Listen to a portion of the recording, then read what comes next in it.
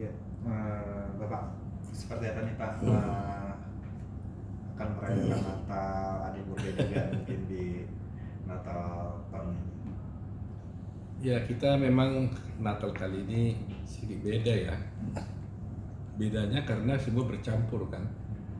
Pas Natal, kemudian ada Pilpres akan menjelang ya kan. Kemudian kasus yang ditangani soal Jessica juga masih bergulir. Jadi memang kita nih sedang terbagi pikiran kita memang. Tapi bagaimanapun kan Natal kan memang suatu hal yang sangat kita syukuri dan kita rayakan ya setiap tahun. Ya bagi kita ini orang Kristen ini selalu menganggap Natal ini sebagai suatu keselamatan buat kita. Gitu. Nah, makanya tadi saya hebat, keren sekali kalian bisa tahu saya di gereja. Bisa malam Natal gini mana ada wawancara biasanya, tapi kalian bisa datang ke gereja. Ya tapi nggak apa-apa lah ya. Tapi terima kasih lah. Ya. Jadi saya kira kan soal Natal, saya kira semua orang berbahagia seperti kalian juga ya. Itu aja sih, nggak ada yang spesial gitu. Cuma bedanya tadi itu aja. Kita beda apa? Kita terpaksa membagi pikiran kita. Kasus Jessica kan nggak mungkin kita tinggalin kan, apapun kita terjalan. Kasusnya kita update terus, teman-teman juga ada yang libur, tapi tetap kita cari bukti-bukti bagaimana nanti perjuangan nasib dia. Kemudian juga Pilpres berjalan, tentunya kita juga ya memperhatikanlah bagaimana perkembangannya itu. Bahwa saya sungguh-sungguh bilang bahwa saya selalu mengandalkan Tuhan dalam hidup saya. Ya, karena saya merasakan kalau Tuhan nggak nolong nggak mungkin bisa semuanya. Apalagi dalam kasus Jessica. Saya betul-betul tiap hari pagi malam berdoa terus. Karena saya bilang, wah Tuhan, nggak mungkin saya bisa bela Jessica ini berhasil kalau Tuhan nggak tolong. Seperti saya bilang kan temboknya terlalu besar. Kekuatan saya kan terbatas. Yang kita hadapi tembok besar. Jadi kalau bukan Tuhan, ya siapa? Gitu. Nah itu pun sekarang ini saya selalu berdoa, kenapa ya Tuhan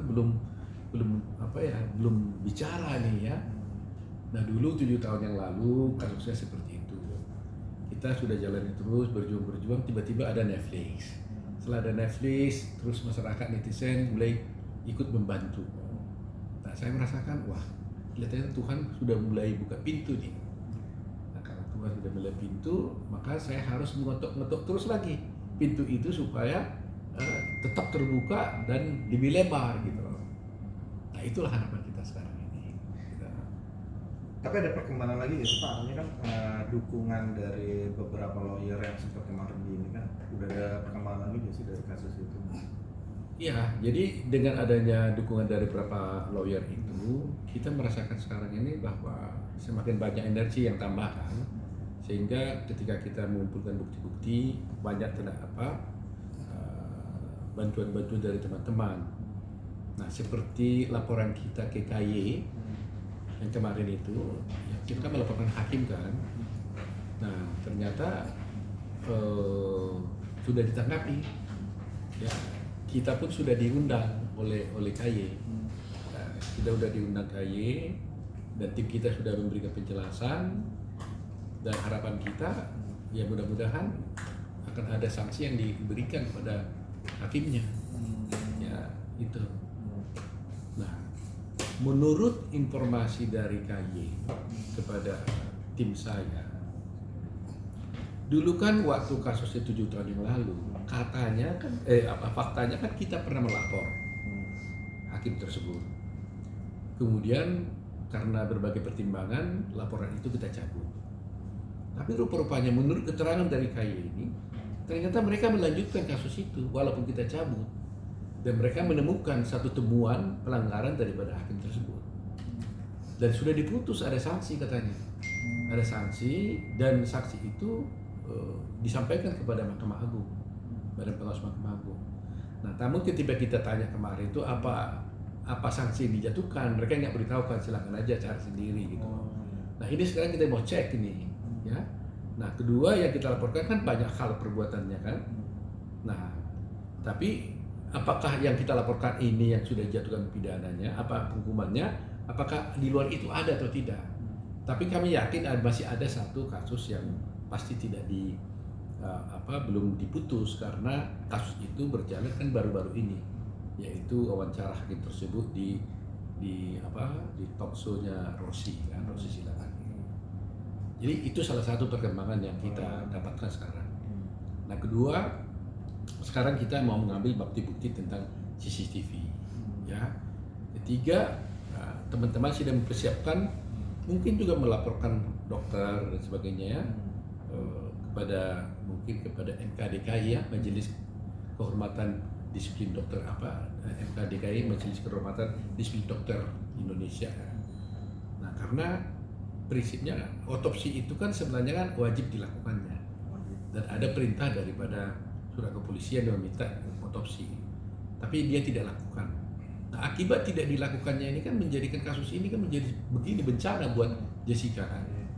Saya katakan bencana karena kami yakin kalau otopsi itu dilakukan itu pasti tidak ditemukan cyanida di dalam tubuhnya Mirna.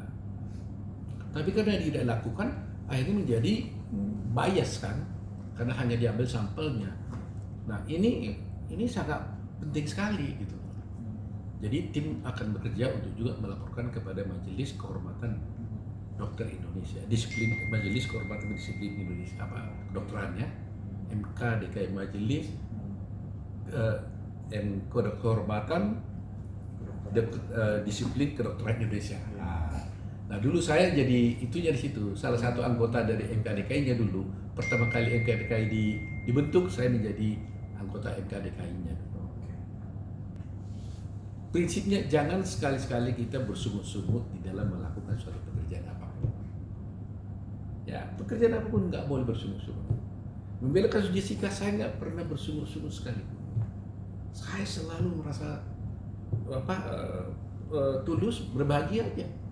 Walaupun dengan segala liku-liku yang kita hadapi, tembok-tembok yang besar, selalu saya bilang, ya udah, jalanin aja. Nah, makanya bagi semua para advokat, kalau umpamanya ada pembekalan peradi, saya kan selalu membekali. Saya katakan, jangan sekali-kali berpikir membela perkara itu untuk menang. Kalau kita berpikir untuk menang, maka kalau kalah kita akan kecewa. Dan kita akan berpotensi menghalalkan segala cara untuk menang. Karena pikiran kita kan menang. Padahal seorang advokat itu melakukan tugasnya itu kan berpikirnya itu best effort, melakukan upaya yang terbaik yang bisa dilakukan. Jadi kalau umpamanya saya sudah lakukan pembelaan yang baik dengan segala ilmu yang saya gunakan, hasilnya tidak seperti diharapkan, tidak ada masalah. Karena itu urusannya hakim, ya kan? Saya nggak urusannya hakim. Kalau hakimnya salah dan membuat putusan, saya mau bilang apa? Urusan saya adalah melakukan pembelaan sebaik mungkin. Jadi best effort itu namanya, itu upaya terbaik. Jadi itu soal bagi saya bagaimana memaknai hidup ini. Ya mudah-mudahan teman-teman bisa terberkati juga dengan apa yang saya sampaikan ini. Gitu. Terakhir mungkin Bang, harapan untuk tahun yang baru nih, apa sih yang ingin dicapai? Memenangkan kasus Jessica lagi kah atau seperti apa? Kalau untuk Jessica betul-betul memang saya nggak bohong. Tidak ada hari tidak saya doakan dia dan kasusnya. Betul-betul. Siang malam saya doakan. Dan saya juga berharap pada semua masyarakat Indonesia, netizen, tolong doakanlah. Doakan saya, doakan Jessica, kiranya Tuhan mau menolong gitu ya. Kiranya Tuhan bisa menolong perjuangan kami. Jessica bisa bebas, itu baik buat Jessica, tapi dan juga sangat baik buat bangsa ini. Sangat baik buat bangsa ini. Kemarin Akbar Faisal, mohon maaf Pak Akbar kalau saya ngomongin spontan nih. Akbar Faisal, tahu kan? Iya. Telepon saya, dia ada di Jawa. Saya bilang, ada apa Bung Akbar? Dia bilang, Bang, saya telepon ini karena tadi malam saya nggak bisa tidur. Dia bilang, loh bagaimana seorang Akbar Faisal yang selama ini sudah terkenal dengan follower yang banyak nggak bisa tidur? Saya bilang, saya nggak bisa tidur mikirin kasus Jessica, dia bilang.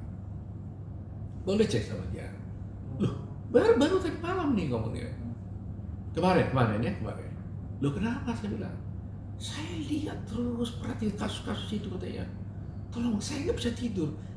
Dia bilang, saya tidak bisa menyangka bahwa di negeri kita ini masih ada bisa timbul kasus seperti itu. Ada ketidakadilan di negeri kita itu dalam situasi yang sudah modern sekarang ini. Jadi maksud mau apa? Dia bilang, Bang, bisa kita ketemu nggak? Dia bilang, boleh, saya bilang.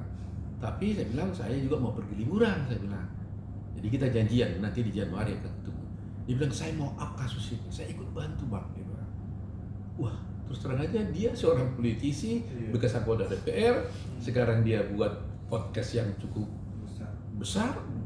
Dia bilang, saya nggak bisa tidur memikirkan kasus Jessica. Padahal dia bukan pengacara Jessica. Tapi melihat ketidakadilan itu, dia bilang, saya nggak bisa tidur. Silakan tanya dia. Saya kaget itu betul-betul. Saya bilang, Bung Akbar, saya senang banget nih. Kalau sampai masih ada orang di Indonesia ini mau nggak bisa tidur mikir kasus ini, saya bilang, saya kira hanya saya. Ternyata Akbar juga seperti itu. Ya mudah-mudahan akan banyak Akbar yang lain yang bisa yang berpikir seperti itu. Ya, jadi betul-betul. Saya spontan aja tadi bukan nama dia karena baru semalam ya. Ya, baru kemarin tuh sama dia. Dia telepon, dia bilang saya lagi di Jawa, dia bilang. Coba bilang ini saya nggak bisa tidur, bener? Iya katanya. Padahal dia jarang kontak dengan saya, dia nggak pernah urusan dengan kasus ini dengan saya. Tiba-tiba. Ya tiba-tiba. Jadi ya siapa tahu Tuhan menggerakkan dia, ya mudah-mudahan. Harapan lainnya Pak selain Ya harapan kita, ya tentunya untuk keluarga saya tentu berharap Tuhan tetap selain memberkati kami, bangsa ini juga tetap Tuhan perbaiki. Dan kalau boleh, ini kan mau masuk pilpres. Ya siapapun yang terpilih, hendaknya kita mendapatkan pemimpin yang amanah, yang baik buat bangsa ini, siapapun dia, yang bisa memperbaiki negara ini dengan baik, terutama di bidang hukumnya nanti. Itu betul-betul spesifik permohonan saya pada Tuhan itu agar semua baik. Karena ekonomi kita kan baik, nanti hukumnya akan baik, itu akan merayakan sejahtera lah. Oke, Ya, siap.